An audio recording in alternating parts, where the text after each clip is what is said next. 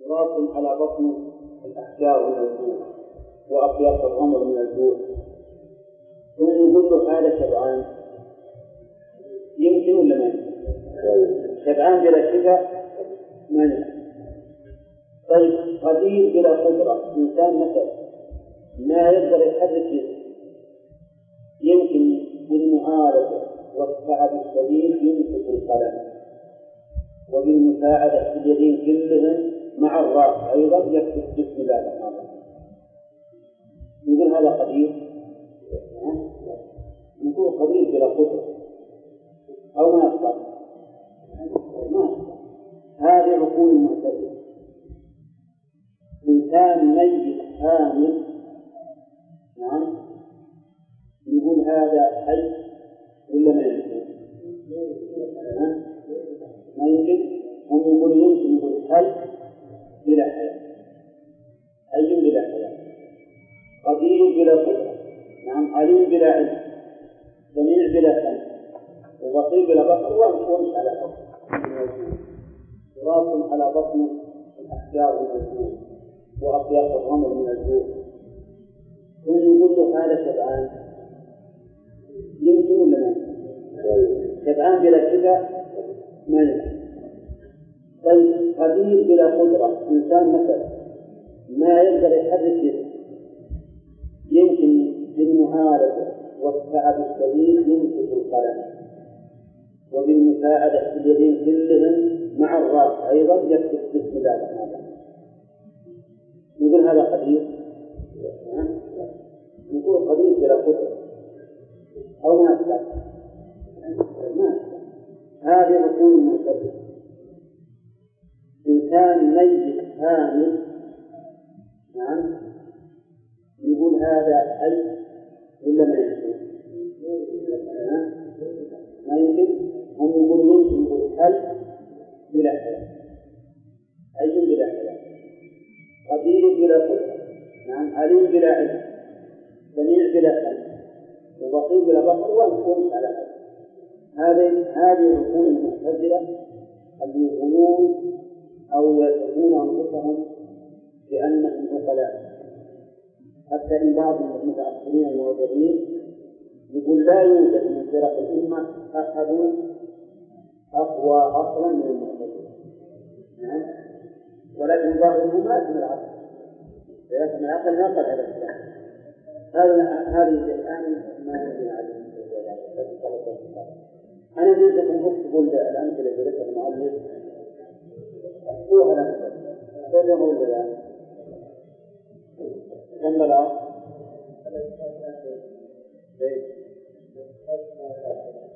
من بعد الكتاب؟ من أحباب غيره؟ ما أحد من أحبابها؟ نعم. قد يأخذ نفس العدد هذا، قد يأخذ نفس العدد أو أقل أو أكثر، لكن معنى المفهوم الآن مثل ما المفهوم مثل ما. نعم. الرأي من الآن يعني الجذر، المادة اللي عندي اللي يجذر، والمساطة اللي عندي يأخذه والقلب مثل، والذي يستعملها يعني. لأن عدد يعني عدد كلمات أو عدد جمل ما تسعد يعني، لأن الواحد ينكر هو بذلك قبل كمال الجمال ينكر. نعم. المقصود يمكن المؤلف ضرب أمثلة بأشياء اتفقت في الاسم بين الخالق والمخلوق وافترقت في المعنى. بكاتب أن يكون المؤلف ذكر أسماء وذكر صفات، عند الأسماء وذكر صفات، هذا المثال.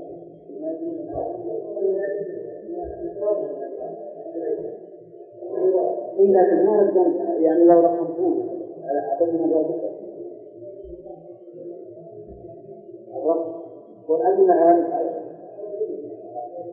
الإنجيل ما لنا الرقم ما صار إن فيها آخر درجة ما إن بالكفر، لكن رأيه إن شاء الله في المستقبل نمشي على هذا ويحصل مناقشة الفصل ولا نعطيكم عمل كبير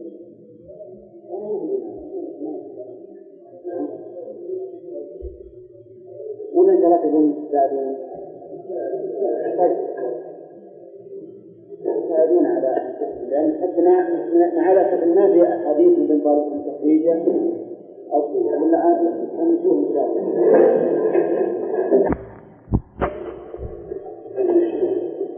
بسم الله الرحمن الرحيم. وإن كان مقدم مما يمكن الجهاد ويبنى بالأسنان كالمعتزل الذي يقول إنه حي حليم كبير ويمكن أن ينتقل بالحياة والعلم والقدرة قيل له لا فرق بين إثبات الأسماء وإثبات الصفات فإنك إن قلت إثبات الحياة والعلم والقدرة يقتضي تشريعا أو تجزيما لأن نجد في السائل مختصر الصفات إلى ما هو جد قيل لك ولا نجد في السائل ما هو مسمى حي عليم قدير إلى ما هو جد وإن نتيجة لكونك لم تجد في السائل إلى للجسم وأنت الأسماء أنت الأسماء بل وكل شيء لأنك لا تجده في سائل إلا للجسم وكل ما يحتاج به ما نفع وتجد به من نفع العباد يحتاج به ما في الأسماء الحسنى كما كان جوابا لذلك كان جوابا لنفس الصفات وإن كان محصل من مخاطر من الجلال مخاطر الأسماء والصفات وقول الله أقول وهو موجود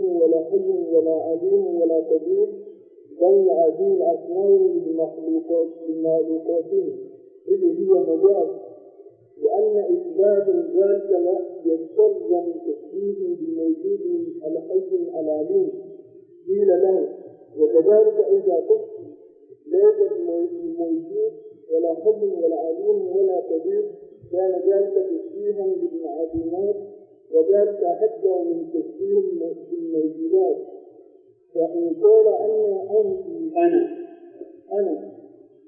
أنت متى والإثبات إلى له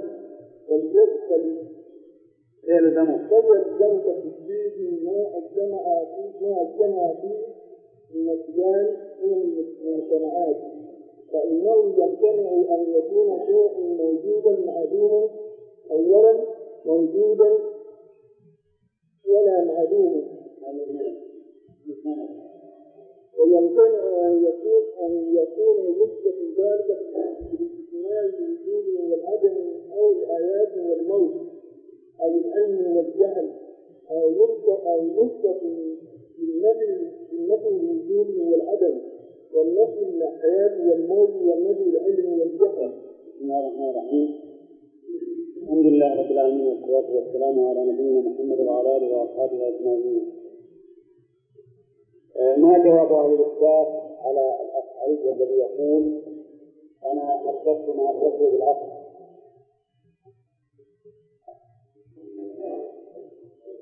الأشعري الذي يقول يثبت بعض الصفات وينفي بعضها ويقول أثبت ما أثبته بدلالة العقل على ذلك ونفيت ما نفيته لأن العقل لا يدل عليه.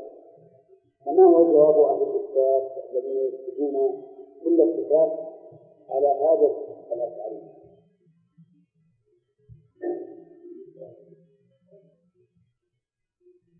لا تنظر للصفات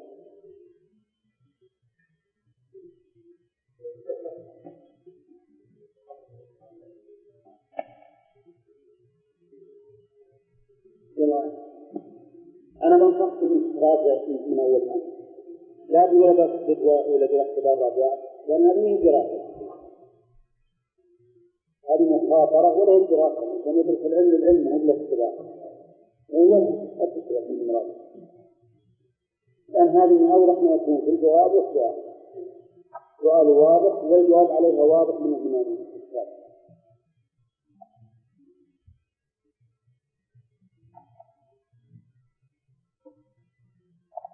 جاء في الآخر.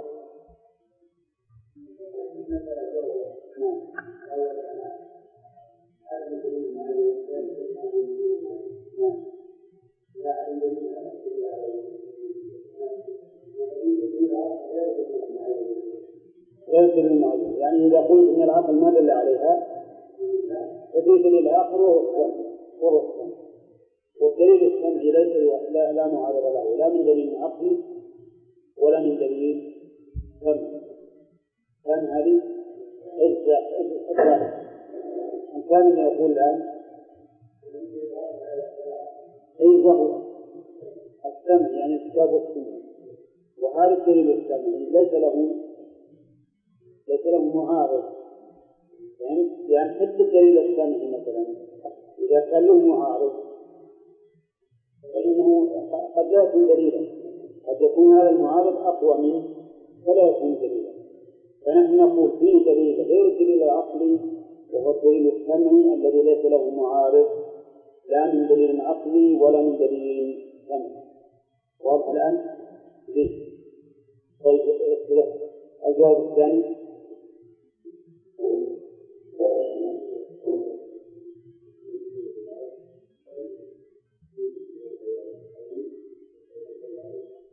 يعني أن نثبت ما نفيت دلالة على العقل ودلالة العقل عليه، أن نثبت ما نفيت دلالة العقل عليه نثبته بالعقل. أي مثال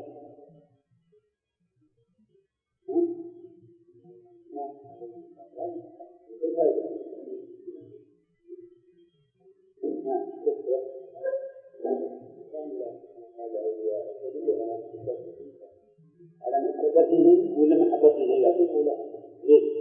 وهو يمكن محبة الأشهر يقول مرة موجود، نقول له إن إكرام الله بالطائعين دليل على محبته دليل على محبته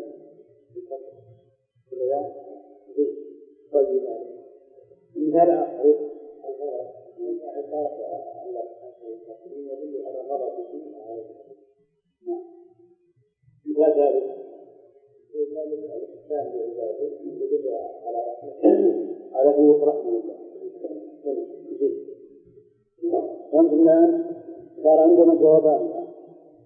الجواب الأول أن نقول أن ما نفيت لا يدل عليه العقل إلا لا، لكن عدم الدليل المعين الذي تقول له العقل لا يلزم منه عدم المدلول، لأن المدلول أصله قد يكون له أدلة كثيرة، فإذا انتفى واحد منها لم ينتفى الآخر. يعني يقول اللي نفيت وقلت أن العقل ما يدل عليه يمكن أن نثبته نحن بأي شيء بدلالة العقل، والأمثلة كما سمعتم. طيب إذا كان المخاطب ممن ينكر الصفات ويقر بالأسماء كالمعتزلة، ولو يقول إذا كان ينكر الصفات بعض دون بعض فلا أفعل. طيب كالمعتزلة يقول المؤلف المعتزلة اللي يقول إنه حي عليم قدير ويمكن أن يتصف بالحياة والعلم والقدرة، يقول الله حي لكن ما له حياة، قدير ما له قدرة، عليم وليس له علم. نقول له لا فرق بين إثبات الأسماء وإثبات الصفات.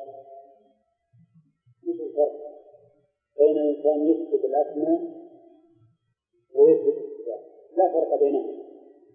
نعم، إن زعمت أن إثبات الصفات يستلزم التمثيل فإثبات الأسماء يستلزم التمثيل، وإن لم يستلزم إثبات الصفات الأسماء التمثيل فإن إثبات الصفات لا يستلزم التمثيل، لا فرق. نعم.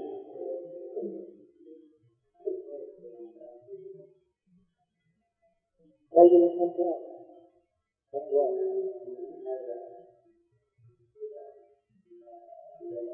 عندما تقول عليم، كلمة عليم اسم والعلم اسم،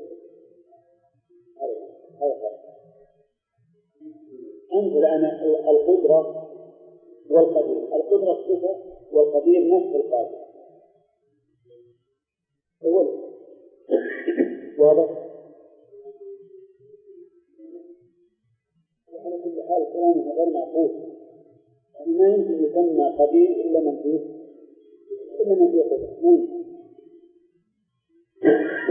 فإنك إذا قلت إثبات الحياة والعلم والقدرة يقتضي تشريعا أو تقديما، لأن لا نجد من الشاهد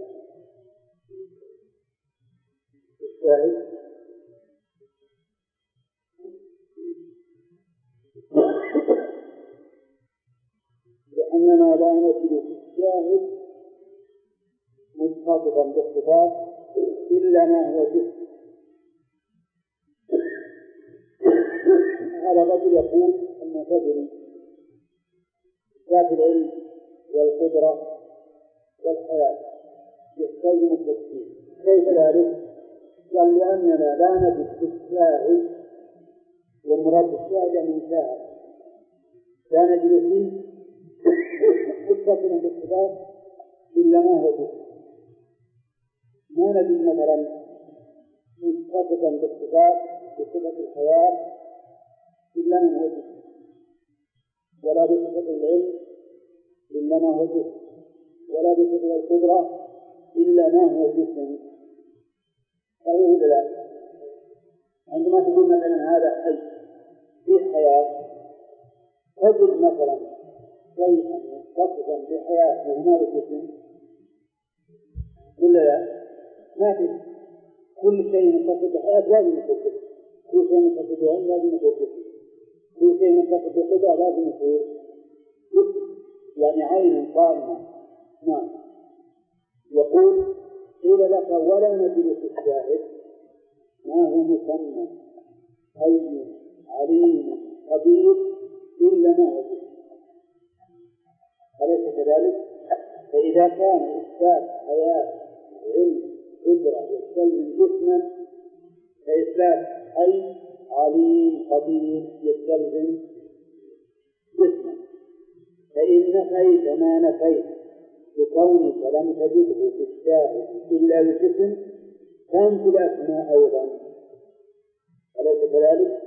لأننا لا نجد مسمى بحي وعليم وقدير وسميع وغفور إلا ما هو جسم، فانت الأسماء أيضا وكل شيء، يعني أيضا يكون لك كل شيء حتى الوجود، لأنك لا تجده في الشاهد إلا الجسم. وكل ما يحتج به من نفى الصفات يحتج به في الأسماء، أي يحتج به نافي الأسماء الجسم. فما كان جوابا لذلك كان جوابا لمثبت الصفات. يعني معنى ذلك إن كانت أيها المعتزلة تنفي الصفات يثبت الأسماء. كل من يحتج به من نفى الصفات كحجة الجسم مثلا يحتج به ما في الأسماء. أيضا يجي واحد فوق المعتزلين يقول ما فيه ولا اسم لله، لأن الاسم يستلزم الجسم، أليس كذلك؟ إذا كان المعتزل يقدر يجاوز من نفى الجسم، فإن الذي يثبت الصفات يقدر يجاوز المعتزل أيضا. ولهذا قال فما كان جوابا لذلك كان جوابا لمثبت الصفات. يعني أن المعتزل لو جاء في فوق يصير يسوي اللي فوق المعتزلين ينفي الأسماء، فالمعتزلين يجاوبوا يجيبون لنا أن نفيت الصفات لأني لا أجد الشاهد متصفا بها إلا ما هو جسم ولا لا؟ فإذا أجابهم المعتزل بشيء فإن مثبت الصفات يجيبون المعتزلي الذي يثبت الصفات بمثل ما أجاب به نافي الأسماء. والمهم أن من أثبت الصفات الأسماء لزمه أن يثبت الصفات ولا لا؟ فإن نفى الصفات وأقر بالأسماء تناقض. نعم.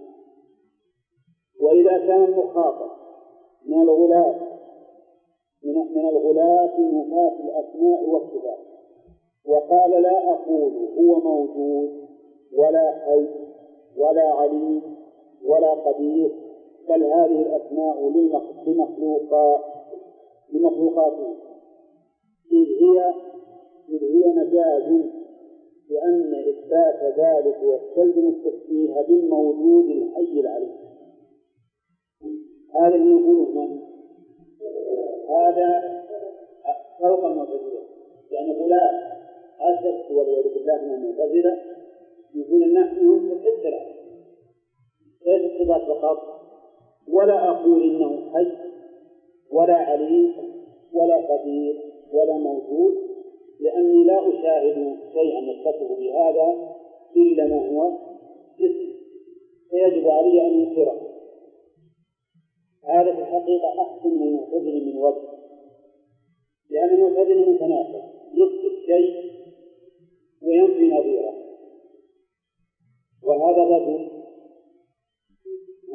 ينكر الجميع، يعني هذا من حيث الاضطراب أحسن من المعتزلة لأنه طرد القاعدة. ومع ذلك فله جواب، قيل له كذلك إذا قلت ليس بموجود ولا حي ولا عليم ولا قدير كان ذلك تشبيها بالمعلومات، وذلك أقبح من التشبيه بالموجودات. صح ولا لا؟ إذا قلت إن الله ليس حيا فاتخذ بالمعلوم، ليس موجودا فاتخذ بالمعلوم، ليس قديرا فاتخذ بالعاجز، ليس سميعا فاتخذ بالأصل، ولا لا؟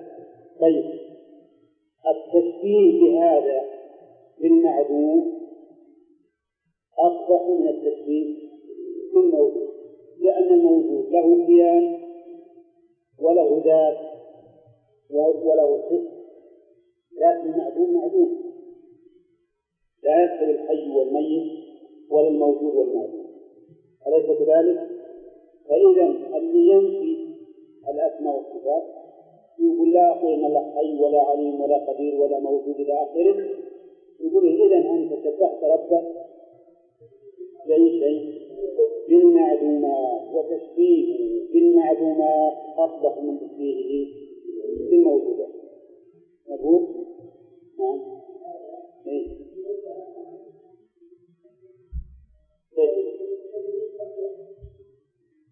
هذه نقول من جهة الصرف، من جهة الصرف هذا أقرب من المعتزلة.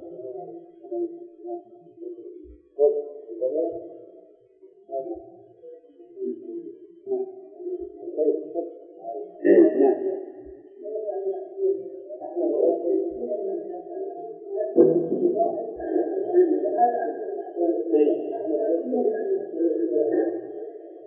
أقرأ يعني. طيب هذا صحيح، لكن دائما يفضل مثل هذا خير من هذا ولا كله شر، يعني معنى الخيرية هنا أهلا. طيب نقول فإن قال أنا أنفي النفي والإثبات، أنفي النفي والإثبات، وأنا مرت علينا هذا، يعني تقول أقول لا موجود ولا معدوم ولا حي ولا ميت ولا عالم ولا جاهل، أنفي الإثبات وأنفي النفي. قيل له فيلزمك التشبيه بما اجتمع فيه النقيضان من الممتنعات، وغير مرحلة من هذا، لأن الجمع بين النقيضين ممتنع، يعني يمكن يكون شيء لا موجود ولا معدوم ما يجوز، لكن إنه موجود ولا معدوم، لا عالم ولا جاهل، لا حي ولا ميت ما يجوز. فإذا إذا نفى الإثبات والنفي شبهه بالممتنعات أعظم. المعتزلي نفى التشبيه بالموجودات، واللي بعده نفى التشبيه، نعم المعتزلي لا أثبت الأسماء ونفى الصفات، اللي بعده الغالي نفى التشبيه بالموجودات لكنه أشبهه بالمعدومات. فإذا ارتقى وقال أنفي النفي والإثبات قلنا له أيضا شبهته بالممتنعات، أشد. فإنه يمتنع أن يكون الشيء موجودا معدوما ولا موجودا ولا معدوما، ويمتنع أن يوصف بذلك فإنه يمتنع أن يكون الشيء موجودا معدوما. صحيح؟ فهمتكم؟ ولا موجودا أو لا موجودا ولا معدوما. الأول الإثبات، والثاني لا موجود ولا معدوما النفي. ويمتنع أن يوصف ذلك بعد بالاجتماع، ويمتنع أن يوصف ذلك يعني الشيء بالذات، ويمتنع أن يكون يوصف ذلك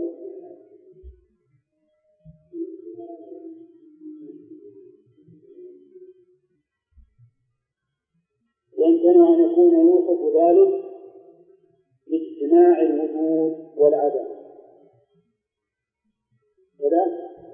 أو الحياة والموت، أو العلم والجهل، أو يوصف بنفي الوجود والعدم ونفي الحياة والموت ونفي العلم والجهل. أظن هذا واضح، لكن هذا الله لأجل التثبيت في الجنة. الحاصل الآن الجمع بين النقيضين ممتنع، ورفع النقيضين ممتنع أيضا. فإن قلت الضمير يعود على من؟ يعني إن قلت أيها الناس بالوجود والعدم إنما يمتنع نفي النقيضين عما يكون قابلا لهما، وهذان يتقابلان تقابل العدم والملكة لا تقابل السلب والإيجاب، فإن الجدار لا يقال له أعمى ولا بصير ولا حي ولا ميت إذ ليس لهما تقابل.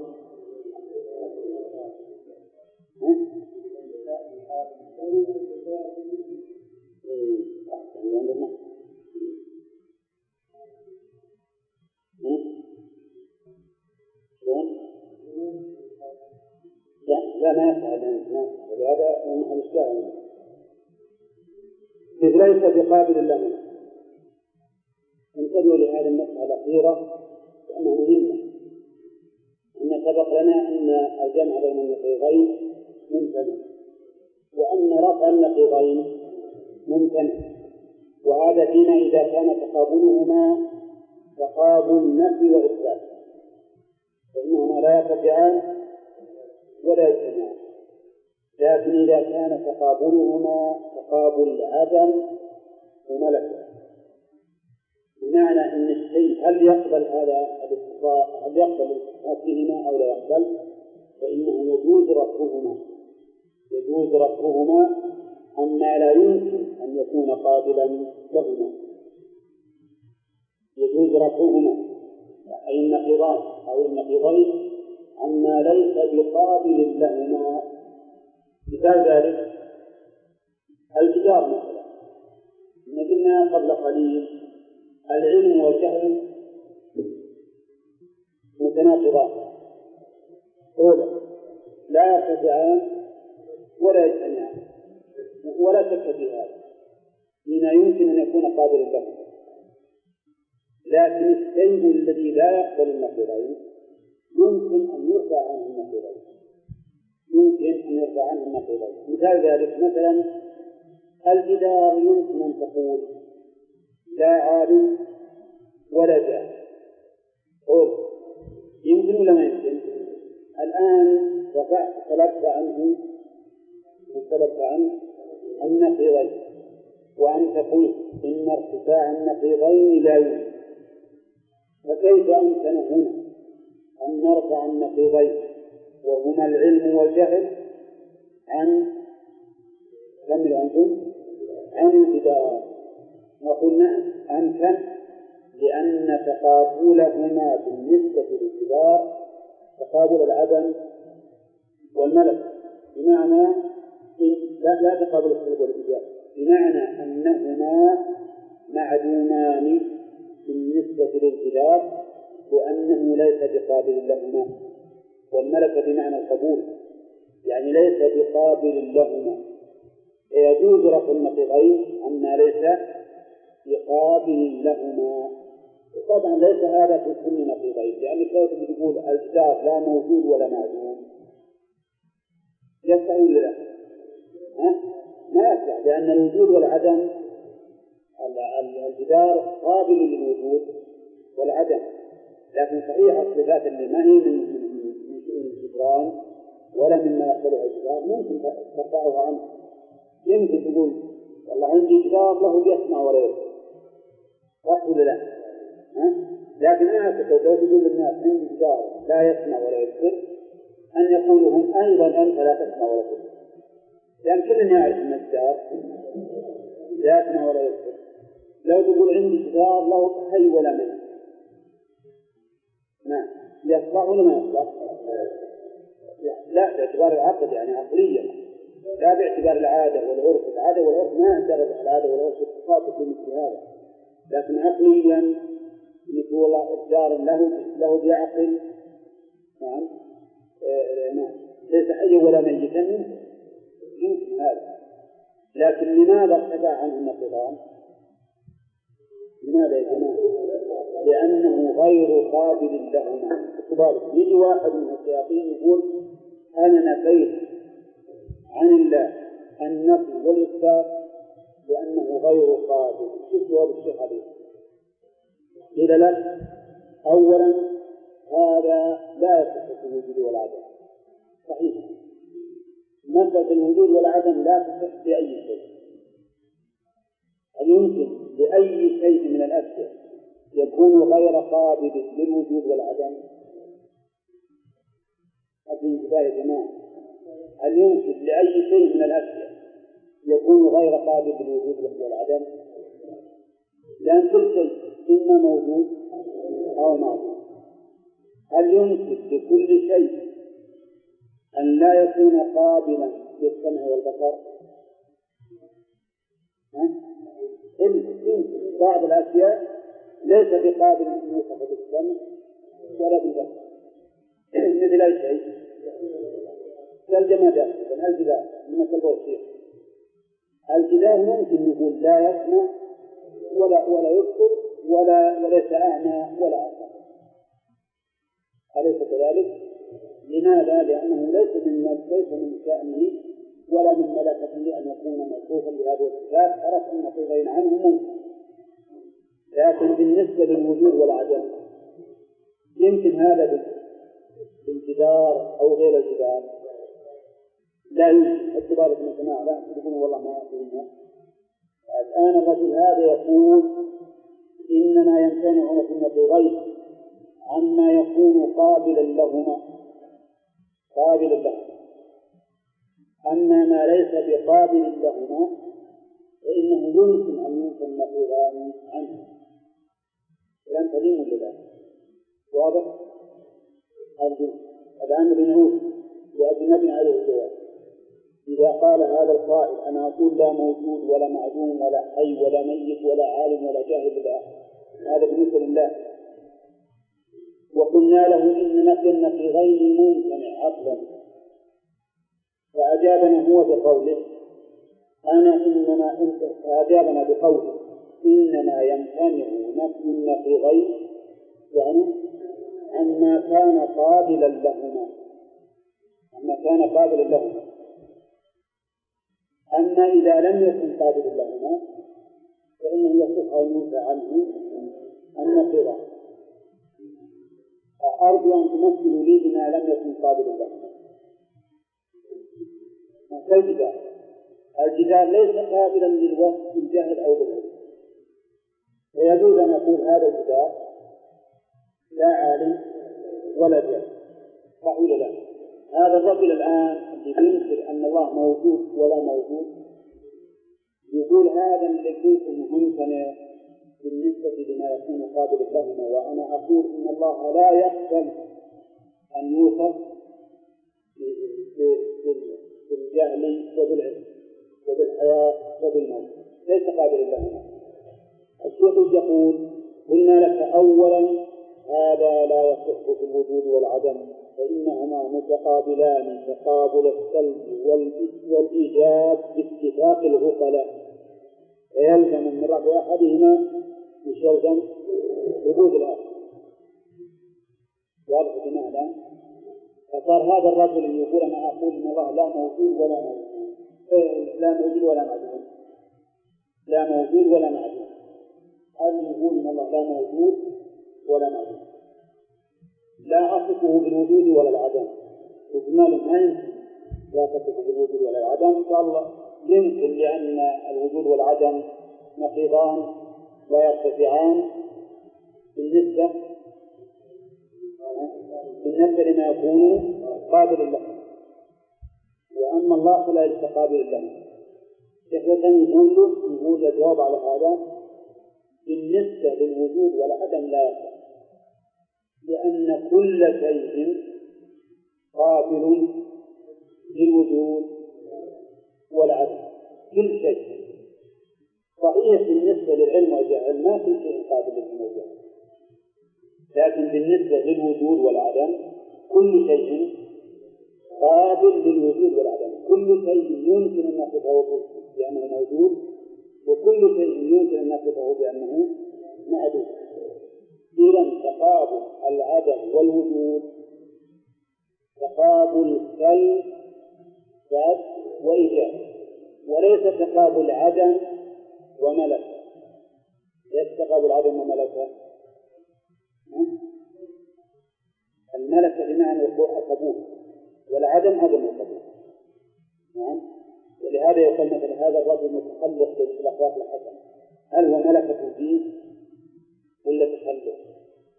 نعم، يعني هذا معناه الملكة، معناها قبول الشيء وكونه لازما. نعم. يقول المؤلف فإنهما متقابلان تقابل السلب والإيجاب باتفاق العقلاء، فيلزم من رفع أحدهما ثبوت الآخر. وأما ما ذكرته من الحياة والموت والعلم والجهل فهذا اصطلاح اصطلحت عليه المتصوفة المشائين، والاصطلاحات اللفظية ليست دليلا على الحقائق العقلية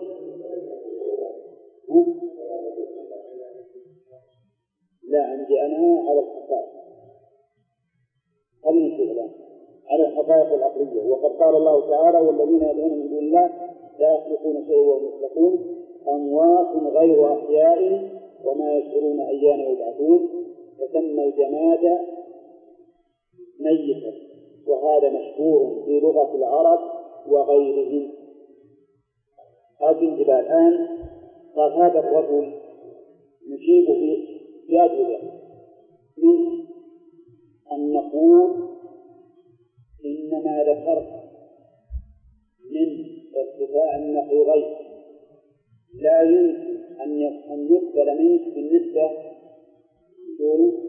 للوجود والعدم، لأن تقابل الوجود والعدم تقابل سلب وإيجاب باتفاق العقلاء. إذا قال أتنازل لكم بالنسبة للوجود والعدم، ترى هم تنازلون لكن يبين بالتنازل، ولكن نقول لكم الحياة والموت لا أصف الله بأنه حي ولا بأنه موت، يثبت بأن الحياة والموت إنما يمتنع ارتفاعهما بالنسبة لما يقبل الحياة والموت، وأما بالنسبة لما لا يقبل فيجوز أن يرفعهما جميعا. الجدار يمكن يقول لا حي ولا ميت، الجدار يمكن يقول لا حي ولا ميت. إذن الله سبحانه وتعالى نقول لا حي ولا ميت، لا عالم ولا جاهل. كيف ترفع عنه النقيضين؟ قال نعم، لأن النقيضين هنا إنما هو إن تقابلهما تقابل عدم وملكة وليس سلبا وإيجابا. قال المؤلف رد عليه إنما ذكرت من الحياة والموت والعلم والجهل اصطلاح اصطلحت عليه المتصوفة المشائين. كلمة المشائين أكون عنها لأن ما أدري ايش معناها. والاصطلاحات العقلية ليست اللفظية ليست دليلا على الحقائق العقلية. يعني كونهم يصطلحون ويقولون ما يصل في الحياة والموت إلا من له إحساس، هذا اصطلاح متفلسف. اللي له إحساس هو اللي قال حي وميت، واللي ما له إحساس ما يقال حي وميت. يقول شيخ الإسلام إن هذا اصطلاح للمتفلسفة، والاصطلاحات اللفظية لا تغير الحقائق العقلية، وليست دليلا تتغير به الحقائق العقلية. والدليل على أن هذا الاصطلاح ليس بصحيح بالدليل انظر إلى قول الله تعالى: والذين يدعون من دون الله لا يخلقون شيئا وهم يخلقون أموات غير أحياء وما يشعرون أيان يبعثون. وصف الله هذه الأصنام بأنها أموات غير أحياء. وهذه الأصنام من المتخذة؟ من الجمال، أشجار وأحجار ينحتونها ويعبدونها. وصفها الله تعالى بأنها إيش؟ أموات. المتفلسفة يمنعون هذا الوصف، ما يمكن تقول للصنم الجمال إنه ميت وليس بحي، بل تقول لا حي ولا ميت. فهل نحن نأخذ باصطلاحهم أو نأخذ بالحقائق العقلية التي دل عليها الشرع؟ طبعا نأخذ بالحقائق العقلية. والله تعالى وصف هذه الأصنام بأنها أموات، مع أنها غير قابلة للحياة والموت، لكن لعدم جدواها صارت أمواتا. وسمى الله الجماد ميتا، وهذا مشهور في لغة العرب وغيرها. انتهى من هذا الجواب.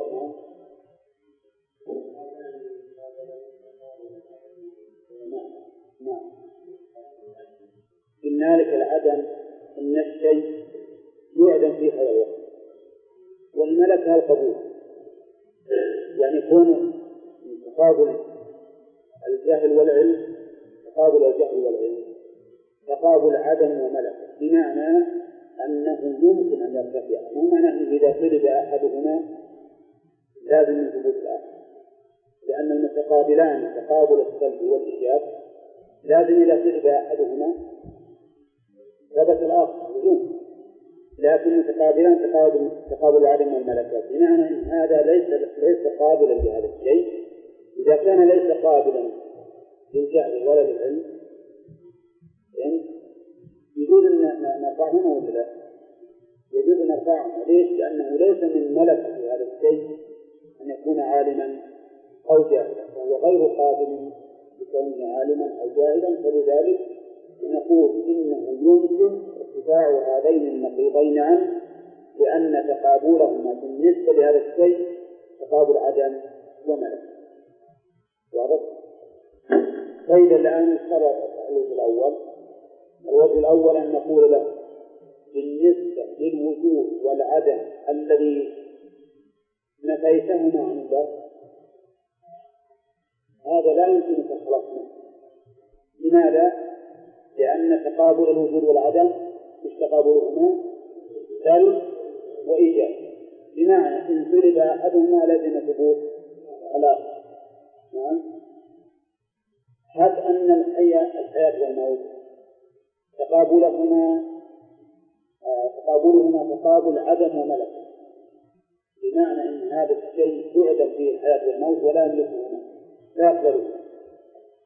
لكن هذا الاصطلاح بالنسبة إلى كون الحياة والموت لا يقبلها إلا ما كان حساسا، هذا الاصطلاح ما هي؟ اصطلاح متفلسف، لا هو حقيقة عقلية. والحقيقة العقلية ما دل عليه القرآن، وهو أن الجماد يوصف بأنه ميت غير حي. هذا ما هو.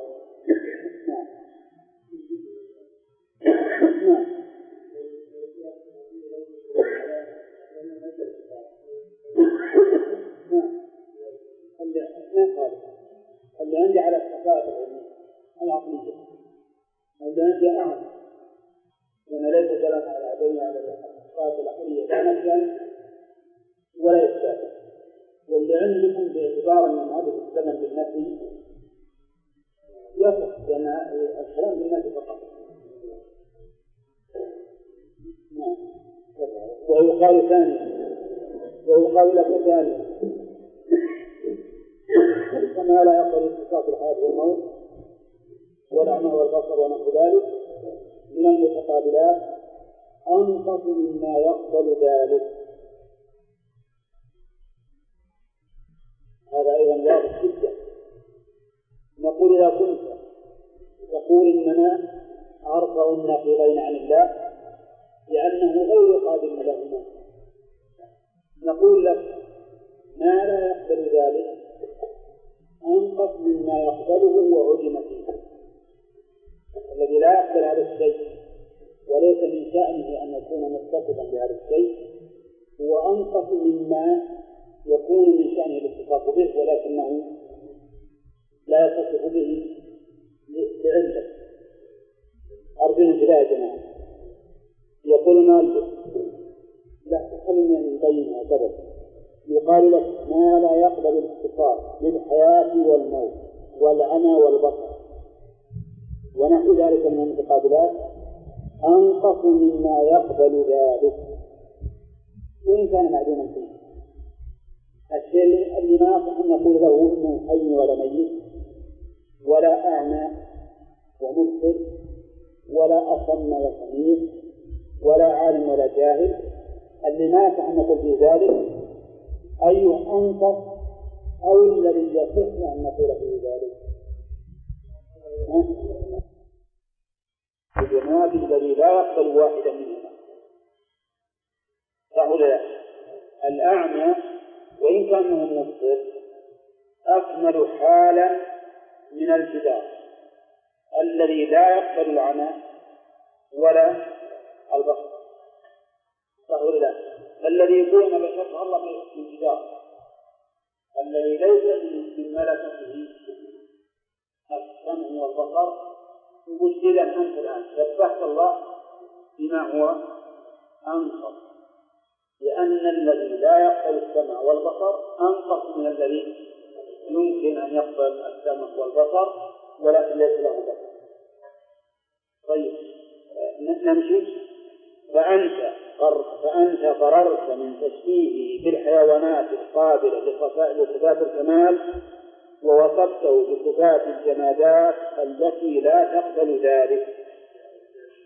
ما خلق الجامدات والجمادات التي لا تقبل ذلك. أليس كذلك؟ الآن يقول الآن شبهت الله بالجمال الذي لا يقبل أن يكون بصيرا، وفررت من تشبيهه بالأعمى الذي يقبل أن يكون بصيرا، لأن الحيوان الذي يقبل السمع والبصر خير وأكمل من جماد لا يقبل البصر ولا يمكن أن يتصف بالبصر وليس من شأنه وحقيقته أن يكون متصفا بالبصر. فتبين الآن والله أنه وإن فر كل ما فر إلى شيء وجده مسدودا، كل ما فر المعطل إلى شيء وجده مسدودا. وأرجو يا جماعة أنكم كنتم معي، لأن هذه أدلة عقلية وليست تنفعكم بالنسبة للمعتزلة والأشاعرة حتى. يعني يجب الآن يجادلون في الله، الآن في ناس شيوعيين يجادلون في الله. نعم، فهذه الأدلة العقلية يتمكنون بها ووصفتها أن تردوا على هؤلاء بأدلة عقلية. وأظن أن هذه الأدلة غريبة عليكم، يمكن ما قرأتوها في الثانوي أو ما قبله، فعلى هذا لابد إنكم تدركون وأنا أنصحكم بإدراكها. لا تقولوا والله هذا صعب نحن فاهمينه، حاولوا أن تفهموا بالدرس أو بعده، لأن هذه مفيدة جدا للإنسان. وأنا أخشى أن يكون هذا الزمن زمن مناظرات بين أهل التوحيد وأهل الجهل، فلهذا يجب أننا نعتني بهذه الأدلة العقلية، لأن والله أدلة ممتازة ممتازة جدا. نعم.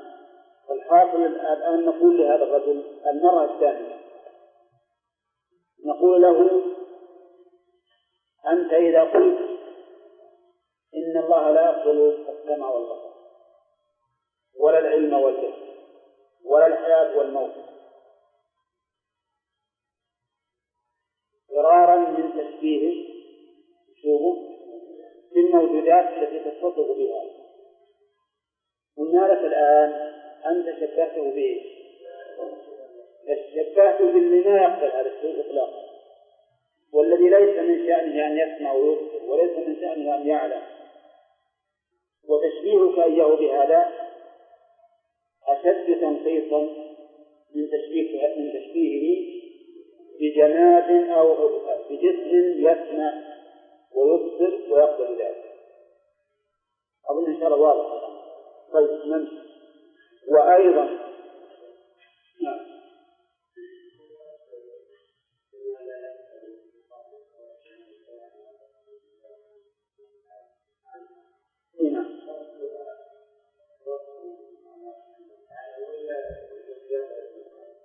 لا أنقص من الحيوان ولا يقول عن الله هذا أنقص. لا مثلا هذا الرجل اللي ينفي يقول أنا ما أقول الله ليس بسميع ولا بصير. نعم ليس ببصير ولا أعمى طبعا، ينفي البصر وضده اللي هو العمى. يقول لأني شبهت بالبصير شبهت بمن؟ بالإنسان مثلا، شبهت بالإنسان. طيب نقول ما يمكن تصف الله بأنه ليس أعمى ولا مبصر، ما يمكن، متناقض. قال هذا ما يمكن صحيح بالنسبة للإنسان، ما يمكن يكون الإنسان ليس أعمى ولا مبصر، لأنه ما من إنسان إلا أعمى أو مبصر. لكن إذا قلت للجدار ليس أعمى ولا مبصر فهذا صحيح، لأن الجدار ليس قابل للسمع للبصر والعمل. يقول أنت إذا قلت إن الله ليس ببصير ولا أعمى شبهته بإيه؟ بالجدار ولا بالإنسان؟ شبهته بالجدار، يعني تقول إن الله ما يقبل أن يكون سميع أن يكون بصيرا أعمى، ما يقبل. فشبهته بالجمال. أيما أكمل أن تشبهه بالجمال الذي ليس من شأنه أن يكون بصيرا ولا يقبل البصر، أو بالإنسان الذي من شأنه أن يكون بصيرا؟ بالإنسان أهون وأكمل، مع أنه ليس مشبها بالإنسان، لكن على نريد أن نتنزل معه. واضح؟ يصير معنا قوله ما لا يقبل الاتصاف، يعني هذا الذي أنت يلزم على قولكم أن تشبهوا الله بشيء لا يقبل الاتصاف بالسمع ولا البصر ولا العمى ولا الصمت، لأنه لا يقبله، ليست من شأنه، وهذا أنقص بالنسبة لله. ومعنى الوجود والعدم أعظم اختلافا من البعض الوجود والعدم، بل والاجتماع الوجود والعدم ونفيهما جميعا، فما نفيت عنه قبول الوجود والعدم كان أعظم امتناعا مما نفيت عنه الوجود والعدم. وإذا كان هذا ممتنعا بصلاة الوجود فذاك أعظم امتناعا، فجعلت الوجود الواجب الذي لا يقبل العدم هو أعظم الامتناعات، وهذا غاية التناقض والمفاسد. وهؤلاء الباطل يقولون من يفرق برفع النقيضين الوجود والعدم، برفع النقيضين الوجود والعدم ورفعهما كجمعهما. ومن يقول لا أثبت واحدا منهما فامتناعه عن إثبات أحدهما في نفس الأمر لا يمنع تحقق واحد منهما.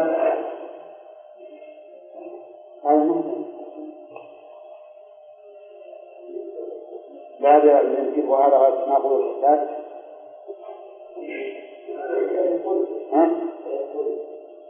وهذا غاية التناقض والإثبات. عندنا وقيل له أيضا يقول المسلمين في بعض الأحيان. لا اللي عندك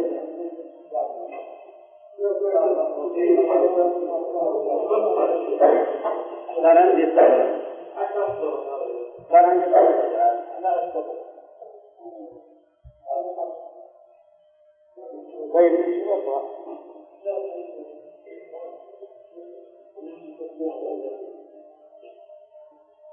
لا ما عندي بعد هذا وهذا يتبين بالأصل الثاني وهو أن القائل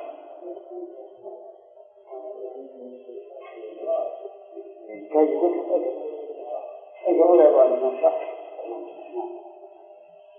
وإنما هو في نفس الأمر لا يمنع تحقق واحد منهما في نفس الأمر، وإنما هو كجهل الجاهل والسكوت الثابت الذي لا يعبر عن الحقائق. وإذا كان ما لا يقبل الوجود ولا العدم أمر امتناعا مما يقدر قبوله لهما مع نفسهما عنه، فما يقدر لا يقبل الحياة ولا الموت ولا العلم ولا الجهل ولا القدرة ولا العجز ولا الكلام ولا الخلق ولا العمى ولا البصر ولا السمع ولا الصنم أقرب إلى المعلوم الممتنع مما يقدر قابلا لهما أو يقدر قابلا له مما يقدر قابلا لهما مع نفسهما عنه، وحينئذ فنفيهما مع كونه قابلا لهما أقرب إلى الوجود والممكن أقرب إلى الوجود من أحسن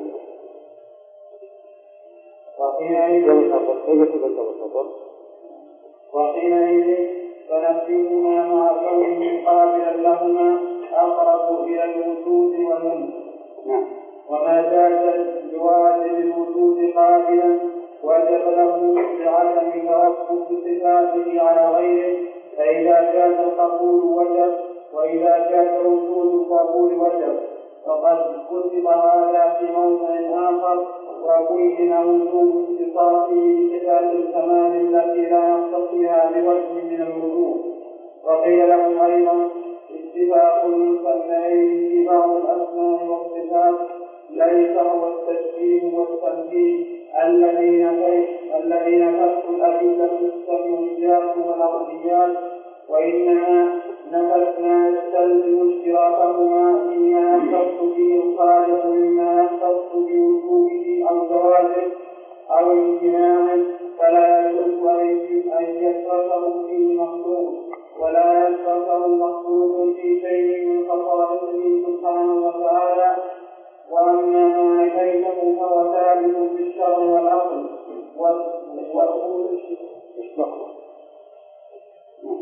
وتسمية كذلك تشبيها وتسليما كونهم على الجهال الذين يظنون أن كل ما سماه مسمى بهذا الاسم يجب نفسه، ولو كان هذا لكان كل مبطل يسمي الحق بأسماء يذكر عنها بعض الناس ليكذب الناس بالحق المعلوم السمع والعقل. وبهذه الطريقة أفسدت الملاحدة على قواعد الناس عقلهم ودينهم حتى يخلصوا إلى أعظم الكفر والجمال وأبلغ الغي والضلال. وإن قال إثبات الصفات إثبات العلم. بسم الله الرحمن الرحيم. الحمد لله رب العالمين والصلاة والسلام على نبينا محمد وعلى آله وأصحابه أجمعين.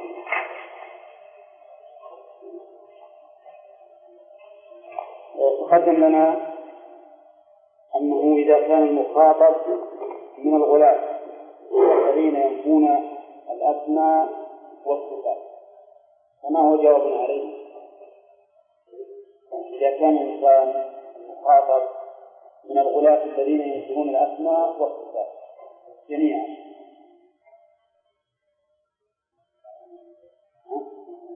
ما فهمت الآن فيما سبق في ناس ينكرون بعض الصفات ويثبتون بعض مع إقرارهم بالأسماء، لا مع إقرارهم بالأسماء مثل الأشعرية، وناس يقرون بالأسماء وينكرون الصفات.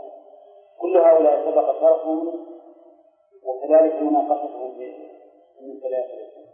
في ناس ينكرون الأسماء والصفات جميعا كما يجاوبون عليه إذا كان مخاطب من الذين ينكرون الأسماء والصفات.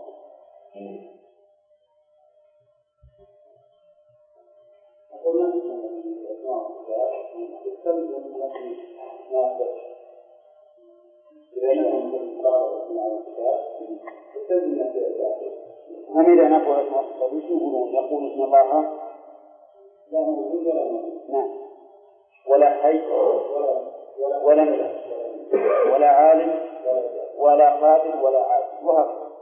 لماذا نقول له؟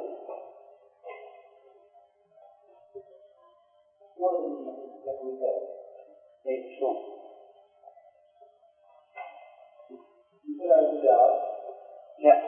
لا قبل هذا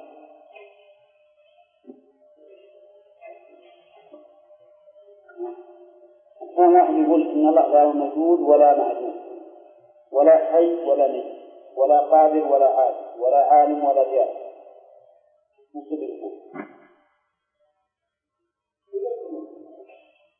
هذا يقول أنتم الآن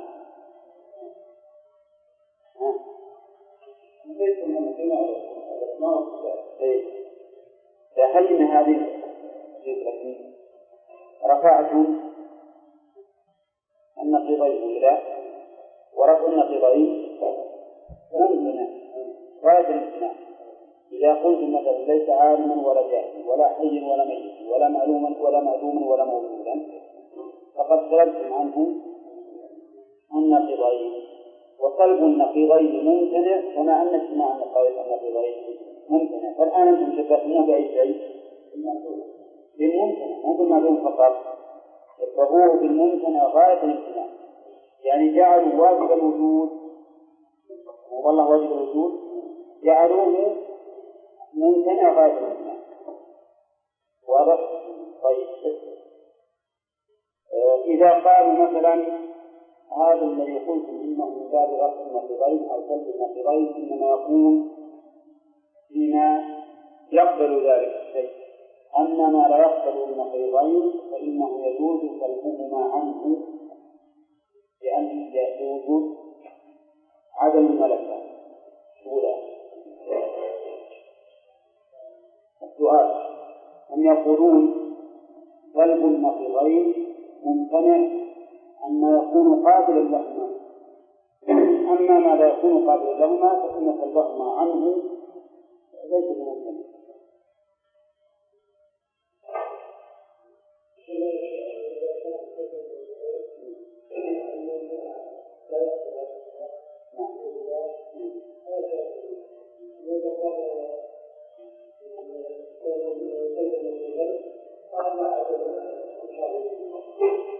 ما في شيء مرتبط قبل هذه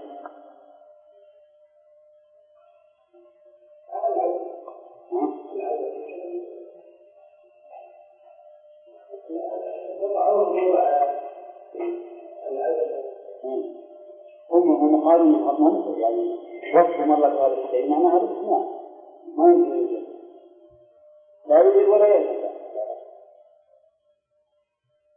أنتم فاهمين هذا الآن؟ طيب كلنا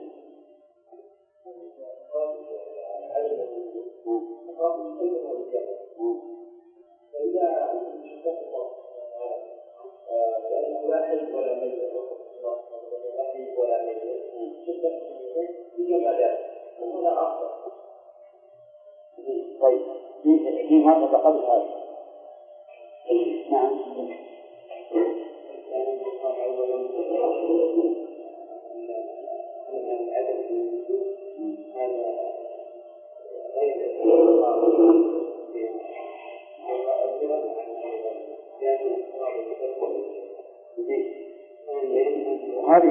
هذه نقطة مهمة.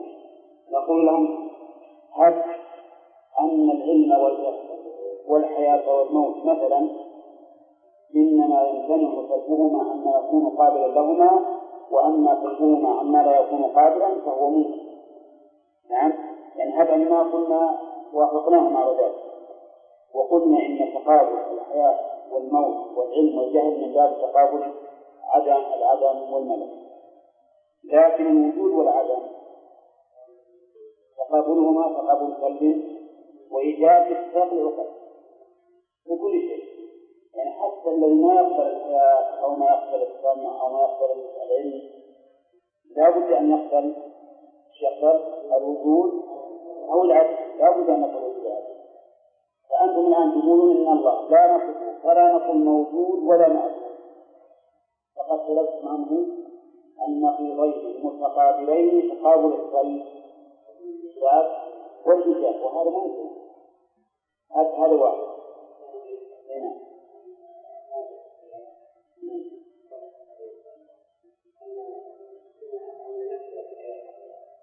والموت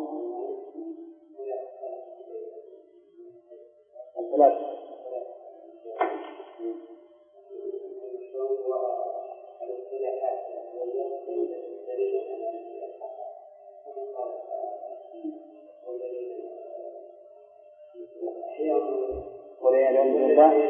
يدعون من دون الله لا يخلقون شيئا، أموات ووافق الجماعة.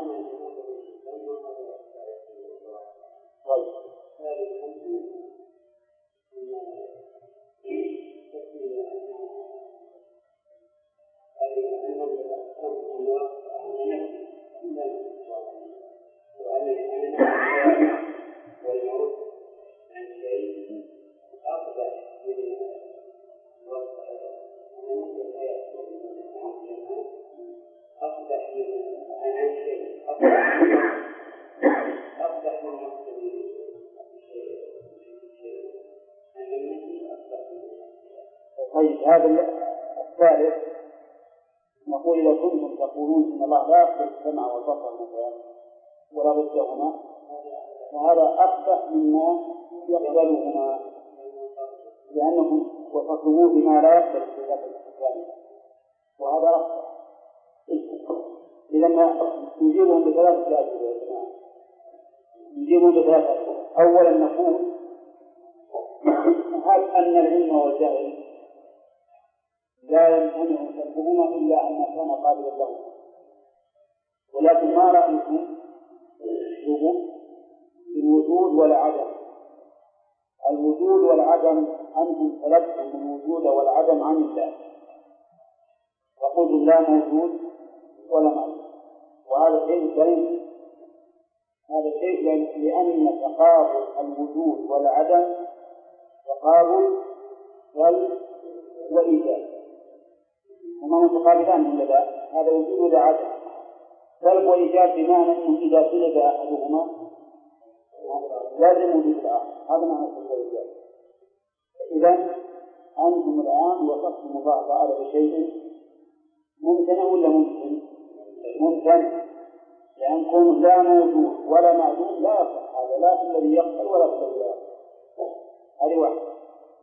الشيء الثاني أن قولكم إن تقابل الحياة والموت من باب العدم والملكة هذا اصطلاح فلسفي ليس حقيقيا، بدليل أن الله سبحانه وتعالى وصف الجمال بالحياة والموت، فقال أموات غير أحياء في الأوثان بجمال. الشيء الثالث أنكم إذا قلت إنه لا يمكن أن تكون ذات الله قابلة في هذا الشيء فقد تحكموها بما هو أقبح مما يمكن أن يقبل الكمال، لأن الرجل الأعمى الذي لا يبصر خير من الجدار الذي لا يمكن أن يلحق بعمل ولا بصر، ولا لأن الرجل الأعمى قابل لأن يكون بصيرا ويتصف بصفات الكمال، والجدار ليس قابلا أن يكون بصيرا ويتصف بصفات الكمال. فأنتم الآن تستخدم الله تعالى بما هو أنقض، حيث زعمتم أن الصفات غير هذه التي وصف الله بها إطلاقا، وعلى كل حال هذه وجوه ثلاثة. نبدأ الآن في المؤلف ويقال نعم وأيضا كما لا يقبل الوجود والعدم أعظم امتناعا من القابل للوجود والعدم. الحقيقة أن كلام المؤلف رحمه الله فيه شيء من الإشكال أو النظر. لا يوجد شيء لا يقبل الوجود والعدم، لكن هذا على فرض أن يقدر هؤلاء ذهنا بأن شيئا لا يوجد لا يقبل الوجود والعدم، وإلا فما من شيء إلا ويقبل الوجود والعدم. كل شيء فهو إما موجود أو معدوم، سواء كان عينا أم صفة.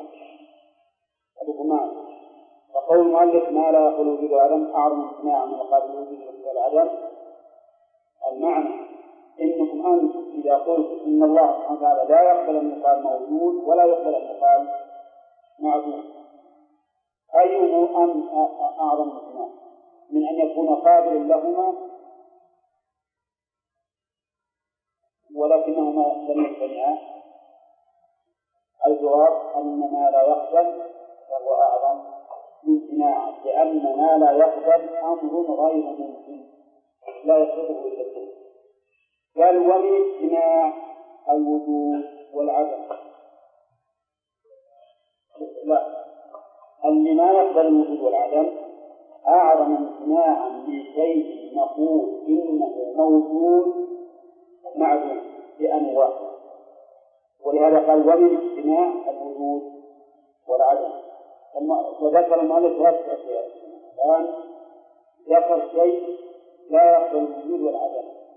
ماذا لا يقبل الوجود والعدم؟ أي لا يصح أن نقول إنه موجود ولا إنه معدوم، وهذا ممتنع ولا غير ممتنع؟ ممتنع؟ نعم ممكن. يعني ما نشيء نقول إنه لا موجود ولا معدوم، ما نشيء نقول هذا. يعني في شيء قابل للوجود والعدم، قابل للوجود والعدم لكنه ليس موجودا ولا معدوم. نعم، مقابل لكنه غير موجود ولا معدوم. أيها أعظم امتناع؟ أو الذي لا يقبل أن يكون موجودا معدوما؟ الذي لا يقبل أعظم امتناع، وهذا المثل الثاني. ثالثا أن نقول يقبل الوجود والعدم وأنه موجود معدوم، هذا ممتنع أيضا ولا غير ممتنع؟ يعني ممتنع أن نقول لشيء إنه موجود معدوم، هذا ممتنع، أليس كذلك؟ لكن مع ذلك الصورة الأولى وهي الذي لا يقبل الوجود والعدم أعظم امتناعا من هاتين الصورتين، مع أن كل الصور ثلاث كلها ممتنعة. ولاحظوا أن الثلاثة دولة يقولون إن الله لا موجود ولا معدوم، وهم معناه يمكن أن يوجد ويعدم ويتصف بالوجود والعدم، ولكنه لم يكن كذلك، بل يقول إنه ممتنع أن يكون موجودا ومعدوما. وهم يرون أن الله لا يقبل أن يوصف بالوجود والعدم، لا يقبل أن يوصف بالوجود والعدم، فهو لا موجود ولا معدوم. فالصور أرجو تنتبه، وهذه المسألة الحقيقة حين نقول الكتاب هذا صعب عليكم، حين نقول لا موسع يجب أن نكون مفاهيم. هذا الآن عندنا بالنسبة للوجود والعدم ثلاث صور، ولا لا؟ الصورة الأولى أن نقول هذا الشيء غير قابل للوجود والعدم، هو غير قابل إطلاقا لأن يوصف بوجود أو عدم. هذه الصورة الثانية أن نقول قابل للوجود والعدم لكن لا يوصف بهما، قابل أن يوجد أو أن يعدم لكن لا يوصف به. أي مذهب يعني الثاني ولا الأول؟ الثاني، لأن الأول يقول غير قابل لكن هذا نقول قابل إلا أنه ليس موجودا ولا معدوم. الثالث أن نقول إنه قابل للوجود والعدم لكنه موجود معدوم، نعم. هذا طبعا الآن أخلاقنا تكون شوي إن هذه صور ممتنعة وهي ممتنعة حقيقة، لكن بعضها أعظم امتناعا من بعض. ونحن نقول هذا موجود معدوم ممتنع، لكن أهون من أن نقول لا موجود ولا معدوم وهو قابل لذلك، وأعظم منهما أن نقول لا موجود ولا معدوم وليس قابل للوجود والعدم، وليس قابل للوجود والعدم. هذه الصورة الأولى التي قال أنها أعظم امتناعا مما بعدها. نعم.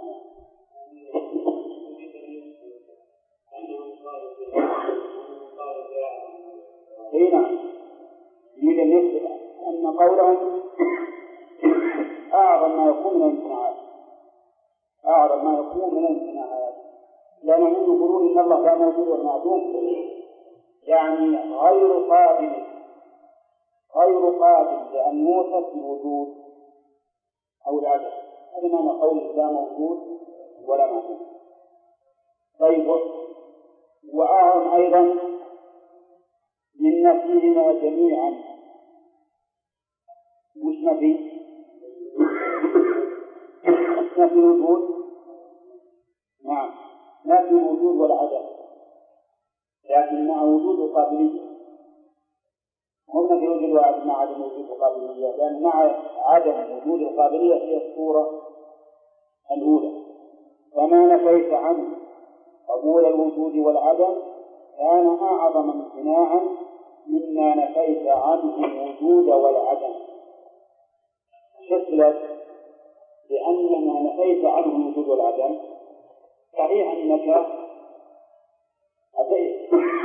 أتيت بأمر ممتنع، لكن إذا قلت هذا الشيء لا موجود ولا معدوم وهو قابل لأن يكون موجودا ومعدوما فهو أهون مما إذا قلت هذا الشيء لا موجود ولا معدوم وهو غير قابل للوجود والعدم. ولهذا قال المؤلف وما نفيت عنه قبول الوجود والعدم كان أعظم امتناعا مما نفيت عنه الوجود والعدم. والكل منهما ممتنع، وإذا كان هذا ممتنع لطرائق العقول هذا الإشارة إلى أقرب شيء. وش اللي هذا ممتنع؟ نفي الوجود والعدم، نفي الوجود والعدم. إذا كان هذا ممتنعا لطرائق العقول كان كذاك اللي هو نفي قبول الوجود والعدم أعظم امتناعا. أتصوركم من مثل الآن ولا نبي أنك إلا الدرس والتطريق؟ الصورة الآن عندنا 3 صور. صورة يقول إن الله لا يقبل أن يوصف الوجود والعدم الواحد. الصورة الثانية ما قالوها لكنها صفة فرضا عقليا، يقول إن الله ليس موجودا ولا معدوما ولكنه قابل لأن يكون موجودا أو معدوما، قابل لكن الواقع ليس موجودا ولا معدوما.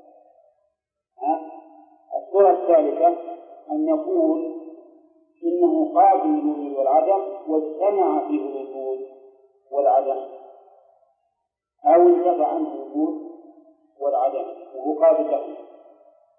فهذه الصورة الثلاث أيها أعظم امتناعا؟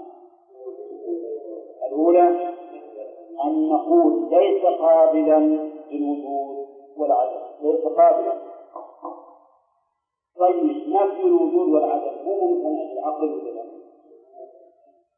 نفي الوجود والعدم يعني أن تقول عن شيء إنه ليس موجودا ولا معدوما، ممتنع عقلا. إذا كان هذا ممتنعا عقلا فامتناع الأول اللي هو عدم قبول الوصف بالوجود والعدم يكون أشد امتناعا. يقول فجعلت الوجود الواجب الذي لا يقبل العدم هو أعظم الممتنعات، وهذا غاية التناقض والفساد. كلام المؤلف رحمه الله جيد واضح معقول، وهو أن هؤلاء الفلاسفة يقولون إن الله سبحانه وتعالى ليس حيا ولا ميتا، وليس قادرا ولا عاجزا، وليس جاهلا ولا عالما، وليس موجودا. هذا غريب، وليس موجودا ولا معلوم، وليس موجودا ولا معلوم. كيف هذا؟ نعم، لأنه ليس قابلا أن يوصف بذلك، ليس قابلا أن يوصف بذلك، مثل ما أن الجدار ليس قابلا أن يوصف بأنه أعمى أو بصير، كذلك الله تعالى ليس قابلا أن يوصف بأنه موجود أو غير موجود. فهمتم الآن؟ كلام هذا هل ممكن ولا غير ممكن؟ ممكن غاية الامتناع. نعم، وذلك لأن قلب النقيضين أو اجتماع النقيضين أو عدم قبول الشيء باجتماع النقيضين أو ارتفاعهما أمر ممتنع. قلب النقيضين ممتنع، واجتماع النقيضين ممتنع، ولا لا؟ وأعظم منه امتناعا أن نقول بأنه لا يمكن قلب النقيضين ولا جمع النقيضين. فقل لك أن نجعل الشيء الواجب شيئا مستحيلا. مثال ذلك الوجود والعدم نقيضان، أليس كذلك؟ لو قلت هذا الشيء لا موجود ولا معدوم ممكن ولا لا؟ طيب لو قلت هذا الشيء موجود معدوم ممكن ولا لا ممكن؟ طيب لو قلت هذا الشيء لا يمكن أن يكون معدوما موجودا ولا يمكن أن يكون لا معدوما ولا موجودا، يمكن ولا لا يمكن؟ هذا أعظم لأنه غير قابل أن يوصف بالوجود والعدم، فهذا أعظم امتناعا مما يمكن أن يوصف ولكنه لم يوصف. طيب الآن أقول لك مثال في بيتك، إذا قلنا مثلا فلان عالم، فلان عالم، هذا ممكن ولا لا؟ طيب فلان جاهل، طيب فلان لا عالم ولا جاهل، لا يمكن ولا لا؟ فلان عالم جاهل، لا يمكن. إذا كان الجهل هنا مثل العلم المستقيم. إذا قلنا فلان لا يقبل أن يوصف بالجهل والعلم هذا أشد من الأول. معناه أنك جعلت الشيء المستحيل واجب الوقوع، جعلت الشيء المستحيل واجب الوقوع، وجعلت واجب الوقوع أمرا مستحيلا.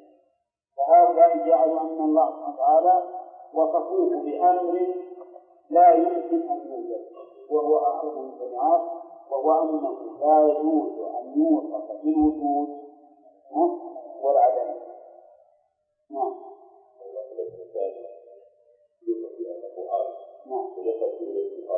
لا هذا جهل نسبيا، هذا جهل. ولهذا قد يقول هذا عالم جاهل، يعني عالم بالشرع جاهل بالعربي إذا لم يتفق. ولهذا نقول لكم جاهل بما هو عالم، جاهل بما هو عالم. طيب قال وهؤلاء الباطنية منهم من يصرح برفع النقيضين الوجود والعدم. شلون برفع النقيضين؟ كيف يقول؟ ولا موجود ولا معدوم، ورفعهما كجميع رفع النقيضين كجميع. يعني هذا الذي لا موجود معدوم ولا معدوم مثل قوله هو موجود معدوم. ومنهم من يقول لا أثبت واحدا منهما. شلون يعني؟ يقول لا أقول لا موجود ولا معدوم ولا أقول موجود معدوم. ما يثبت لا هذا ولا الإثبات ولا النفي. وما مثله لك هو. منهم من يصرف برفع النقيضين، مثاله لا موجود ولا معدوم. ويقول مؤلف رفعهما كجميعهما. وش مثال جميعهما؟ موجود معدوم. موجود معدوم، هذا الشيء موجود معدوم كلاهما معدوم تماما. ومنهم من يقول لا أثبت واحدا منهم. ومن يقول معروف على قول من يصدق معروف. ومن يقول لا أثبت واحدا منهما، ثم لا أثبت واحدا منهما يعني ما أقول لا موجود ولا معدوم ولا أقول موجود معدوم. أصلا ما هو شيء. قال المؤلف امتناع عن إثبات أحدهما في نفس الأمر لا يمنع تحقق واحد منهما في نفس الأمر، وإنما هو كجهل الجاهل وسكوت الثابت الذي لا يعبر عن الحقائق. يعني مثلا يكون يكتب يقول ما أقول هذا ولا هذا، امتناع هل يمنع تحقق واحد منهما؟ لا. إذا يكون هذا مثل الإنسان الجاهل يقول ما أقول، أو مثل الإنسان الثابت وكون يقول بأمر لا بد أن يقول به ما يمنع التحقيق. ولهذا قال لا يعبر الثابت الذي لا يعبر عن الحقائق. فصار الآن عندنا الباطنيين يقول انقسموا إلى قسمين. منهم من يصرح برفع النقيضين، ويقول ابن تيمية رحمه الله إن رفعهما كجميع بما أنه ممكن. ومنهم من يقول أنا لا أثبت واحدا منهما. مش معنى لا أثبت واحدا منهما يعني لا أقول برفع النقيضين ولا بجمع النقيضين. لا أقول برفع النقيضين ولا بجمع النقيضين. فلا أقول لا موجود ولا معدوم ولا أقول موجود معدوم. قال بك رحمه الله وهذا امتناعه عن إثبات أحدهما في نفس الأمر لا يمنع تحقق واحد منهما في نفس الأمر. يعني كون يمكن يقول أنا ما أقول هذا ولا هذا ما يلزم منه أن يكون نافيا للجميع. يعني الإمام يمكن يتحقق تداهل لو يقول أنا لا أقول. يحيى الإمام يقول وإنما هو كجهل الجاهل والسكوت الثابت الذي لا يعبر عن الحقائق. وإذا كان ما لا يقبل الوجود ولا العدم أعظم امتناعا مما يقدر قبوله لهما مع نفيهما عنه كما يقدر لا يقبل الحال ولا الموت ولا العلم ولا الجهل ولا القدرة ولا العجز ولا الكلام ولا الخرف ولا العمى ولا البصر إلى آخره أقرب إلى المعلوم إلى آخره. الظاهر من صواب العبارة كما يقدر أنه أو كما يقدر أن لا يقبل هنا يقول لعلها أن لا يقبل.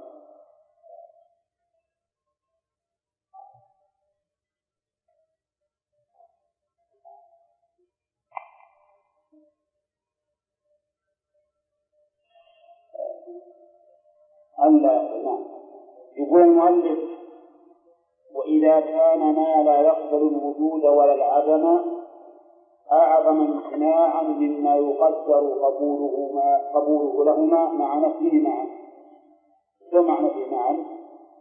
لأنهم يقولون لا موجود ولا معدوم فما يقدر أن لا يقبل الحياة ولا الموت ولا العلم ولا الجهل ولا القدرة ولا العجز ولا الكلام ولا الخرف ولا العمى ولا البصر ولا السمع ولا السمع ما يقدر ما يقبل هذه الأشياء أقرب إلى المعدوم الممتنع مما يقدر قابلا لهما مع نفيهما عنه. لا ما لا، لأن هذول غير الوجود والعدم. الحياة والموت عند الفلاسفة غير الوجود والعدم، لأن عندهم الحياة والموت ما يوصف بهما إلا من كان قابلا، وعندهم من وجود من ترفع الحياة والموت عن الجدار، لأنه لا يقبل الاتصال بهما وخلاف الوجود والعدم. كذلك العلم والجهل. العلم والجهل يمكن اتباعهما ولا ما يمكن؟ نعم بالنسبة لله لا يمكن اتباعهما، لكن بالنسبة لما لا يكون قابلا لهما يمكن اتباعهما، ولا القدرة ولا العجز مثل أيضا. نعم هذه بالنسبة لله لا يمكن، لكن بالنسبة لما لا يقدر قابل لهما يمكن. ما هو الأذكار عاجز ولا قادر. كذلك أيضا الكلام والخرق، هذا بالنسبة لما لا يكون قابلا، يعني لما يكون فيه متقابلين تقابل العدم والملكة ممكن أن يتبع، ممكن هو يقال لا يتكلم ليس بأخذ ولا مصدر، لكن بالنسبة لله لا يمكن. العمى والبصر نفس الشيء، السمع والبصر والسمع نفس الشيء. المؤلف ما أعاد يعني كلامه بالأول وشوفه بالوجود والعدم، والوجود والعدم في اتفاق العقلاء أنه لا يمكن اتباعهما ولا اجتماعهما اتفاق العقلاء، لكن مسألة الحياة والموت والعلم والجهل يمكن يجي واحد يقول إن تقابل هذه الأشياء وفي تقابل سلب وإيجاب ولا عدم الملكة، تقابل عدم الملكة. وعلى هذا إذا كان تقابلهما تقابل عدم وملكة يمكن أن يرتفعا عما ليس بقابل له. طيب يقول رحمه الله ما لا يقدر قابل للحياة والموت أقرب إلى المعدوم الممتنع مما يقدر قابلا لهما مع نفيهما عنه. أرجو الكتاب. إذا قلنا الجدار لا يختلف عن الموت والحياة ما يمكن نقول لأنه حي ولا موت. لماذا؟ غير قابل لهذا الوقت، غير قابل لهذا الوقت. لذلك الإنسان يمكن أن يوصف بالحياة والموت، يمكن أن يوصف بالحياة والموت. فأيهما أعظم امتناع من شيء يقول هذا غير قابل لهذا الشيء، أو هذا قابل له ولكن يرتفع عنه؟ يقول المؤلف إذا قلت إنه غير قابل هذا الامتناع بالنسبة لله مما إذا قلت إنه قابل ولكن مرتفع، وحينئذ تنفيهما مع كونه قابلا لهما أقرب إلى الوجود والممكن، وما جاز لواجب الوجود قابلا وجب له بعدم توقف خلافه على غيره. المعنى أن نفي هذه الأشياء المتقابلة عن الموصوف مع كونه قابل لهما أقرب إلى الوجود والممكن من تقدير أنه ليس بقابل له، لأن حقيقة الأمر أن كون الشيء ليس قابلا